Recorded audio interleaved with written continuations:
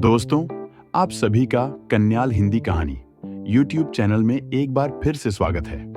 आइए कहानी शुरू करते हैं। बहुत समय पहले की बात है। एक बड़े और समृद्ध राज्य में राजा चंद्रसेन और रानी वसुंधरा का शासन था।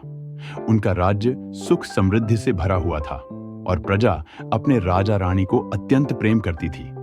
इस राज्य की सबसे अनोखी बात थी राजकुमारी मृदुला। राजकुमारी मृदुला अपार सुंदरता की धनी थी।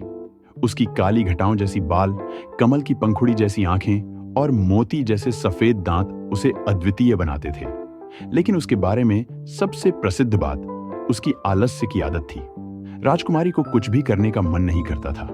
वह सुबह देर तक सोती, महल के नौकरों से अपने कपड़े पहनवाती, खाना खिलवाती और पूरे दिन आरामदायक बिस्तर पर लेटी रहती।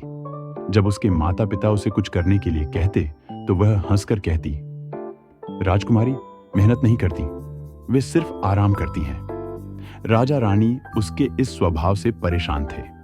उन्होंने बहुत कोशिश की कि मृदुला कुछ सीखे, लेकिन राजकुमारी को बस सोना, खाना और आराम करना पसंद था। राजा चंद्रसेन को अपनी बेटी की यह आदत बहुत चिंतित करती थी।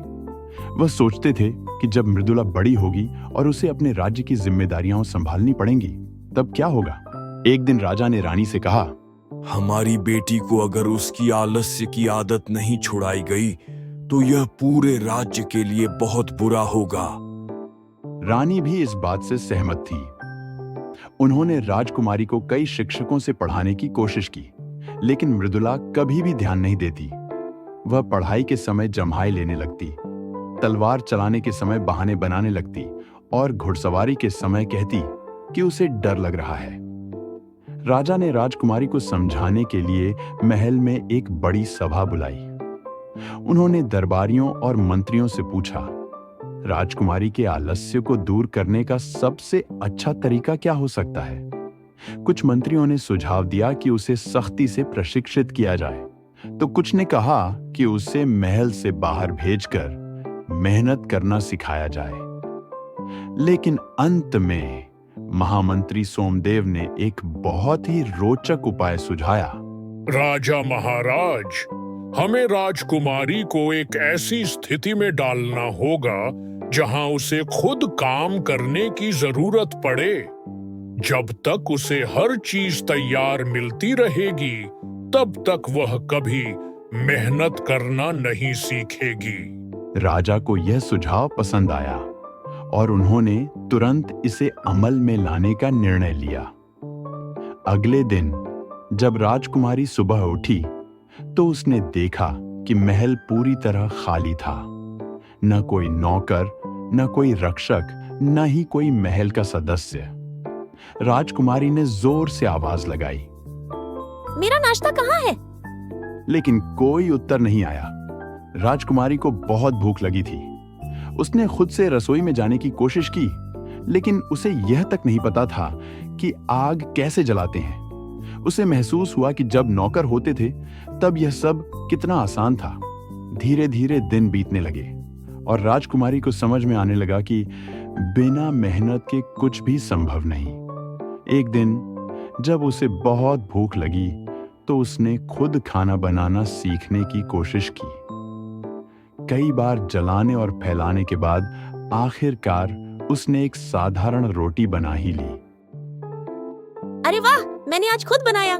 धीरे धीरे राजकुमारी अपने कपड़े खुद धोने लगी, अपना कमरा खुद साफ करने लगी और यहाँ तक कि घुड़सवारी भी सीखने लगी। कुछ महीनों बाद जब राजा और रानी ने देखा कि राजकुमारी अब मेहनती हो गई है, तो उन्होंने एक और परीक्षा ली। राजा ने घोषणा की कि जो राजकुमारी को सबसे अच्छा सबक सिखाएगा उसे इनाम मिलेगा। राजकुमारी के गुरुजी आचार्य वशिष्ठ ने उसे एक कठिन कार्य दिया। यदि तुम सच में मेहनती बन चुकी हो तो तुम्हें जंगल में जाकर वहां के लोगों की मदद करनी होगी। राजकुमारी जंगल गई और वहां देखा कि लोग बहुत गरीब हैं। उनके पास खाने के लिए पर्याप्त भोजन नहीं है और उनके घर भी ठीक से बने नहीं हैं। राजकुमारी ने पहली बार महसूस किया कि असली मेहनत क्या होती है। उसने किसानों के साथ काम किया, घर बनाने में मदद की और बच्चों को पढ़ाना भी शुरू किया। धीरे धीरे उसकी आलस्य की आदत पूरी तरह खत्म हो गई। जब राजकुमारी वापस महल आई तो राजा और रानी को बहुत गर्व महसूस हुआ।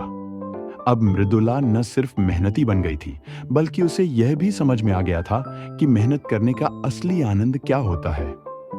उसने राजा से कहा, पिताजी, अब मैं जान चुकी हूँ कि असली राजकुमारी वह नहीं होती जो बस आराम करे, बल्कि वह होती है जो अपने राज्य और प्रजा के लिए मेहनत करे। राजा ने खुशी से घोषणा की कि अब राजकुमारी राज्य की जिम्मेदारियों को संभालेगी। धीरे धीरे राज्य और भी अधिक समृद्ध हो गया और प्रजा राजकुमारी मृदुला को उतना ही प्यार करने लगी जितना वे राजा और रानी को करते थे। इस प्रकार एक आलसी राजकुमारी एक मेहनती और बुद्धिमान शासक बन गई, जिसने अपने राज्य को महान ऊंचाइयों तक पहुंचाया। कहानी से सीख, मेहनत का कोई विकल्प नहीं होता। जब तक हमें सब कुछ आसानी से मिलता रहेगा, हम उसकी कीमत नहीं समझ सकते।